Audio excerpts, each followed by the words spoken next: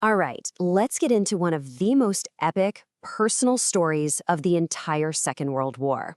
We're talking about General Douglas MacArthur in his journey in the Philippines, a saga that's really defined by a crushing defeat, an unbreakable promise, and one of the most famous comebacks in military history. You've probably heard this quote before: "I shall return." Just three little words. But these three words became so much more. They were a rallying cry for an entire nation. And honestly, they became the absolute obsession of the man who said them. To really understand why that promise had so much power, you have to go back. You have to understand MacArthur's incredibly unique and, deeply personal relationship with the Philippines long before the war even started.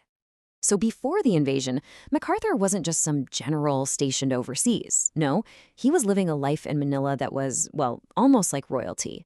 He was a huge deal, a figure of immense power and prestige. Just look at his salary.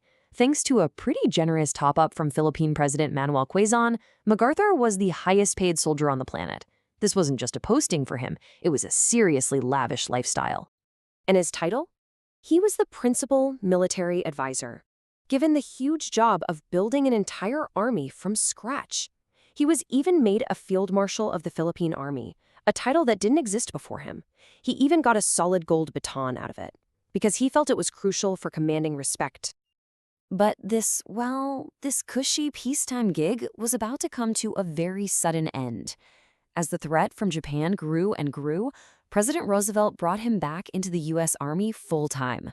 He was now in command of all American forces in the region. The advisor had just become the defender. And then it happened. The Japanese attack was so fast, so brutal, that MacArthur's whole world and all his defense plans just completely fell apart. And the disaster was immediate. So MacArthur's big plan was to meet the Japanese on the beaches, using his fleet of B-17 bombers as the backbone of the defense. The reality? His air force was pretty much wiped out before it could even get off the ground. The new Philippine army just wasn't ready, and that bold defense, it turned into a desperate, chaotic retreat. His American and Filipino troops were forced back onto the Bataan Peninsula and the island fortress of Corregidor. And there, they were trapped. Conditions got absolutely horrific. Rations were cut in half, and then they were cut in half again. Soldiers were literally starving, forced to eat their own horses, mules, even local monkeys just to stay alive.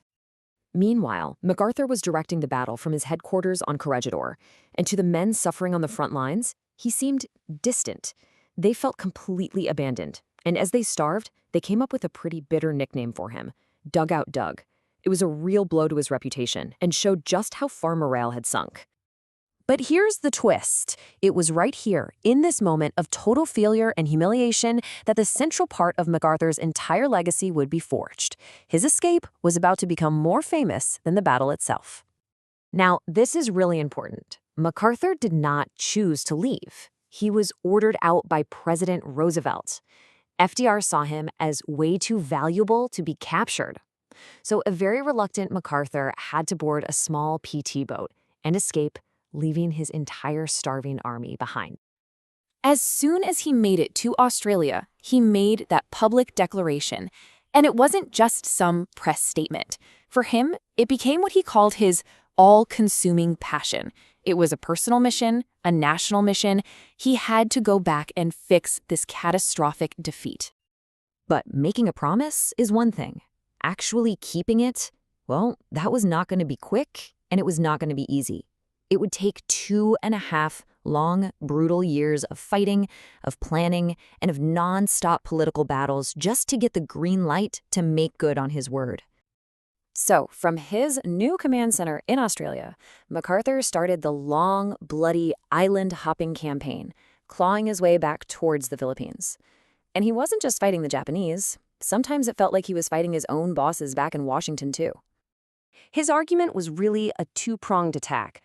On the military side, he insisted the Philippines were strategically essential. But his real trump card was political. He hammered Roosevelt, arguing that America had a moral obligation to liberate the 17 million Filipinos they'd left behind. He said abandoning them would be a stain on America's honor. And he won the argument. On October 20th, 1944, the famous moment arrived. McCarthur waded ashore on the island of Leyte, strode up to a mobile radio unit, and broadcast the 5 words the entire world had been waiting to hear. The vow was fulfilled. From Leyte, his forces battled their way to the main island of Luzon and finally liberated Manila, a city he loved but one that was now completely devastated. And in an incredibly moving moment, he finally met the gaunt survivors of his original army, telling them, "I'm a little late, but we finally came." But look, MacArthur's legacy is, to put it mildly, complicated. On the one hand, he was a brilliant general who pulled off an epic promise. On the other hand, he was constantly criticized for his massive ego, for hogging the credit, and for accepting a very questionable $500,000 payment from President Quezon while he was in Australia. So, in the end, who was he? Was he the hero who kept his word against all odds? Was he the master self-promoter who always made sure the cameras were on him? Or, and this is the really interesting part, is it possible that he had to be both? Maybe you couldn't get the hero without the massive ego. That's the question that still hangs over Douglas MacArthur.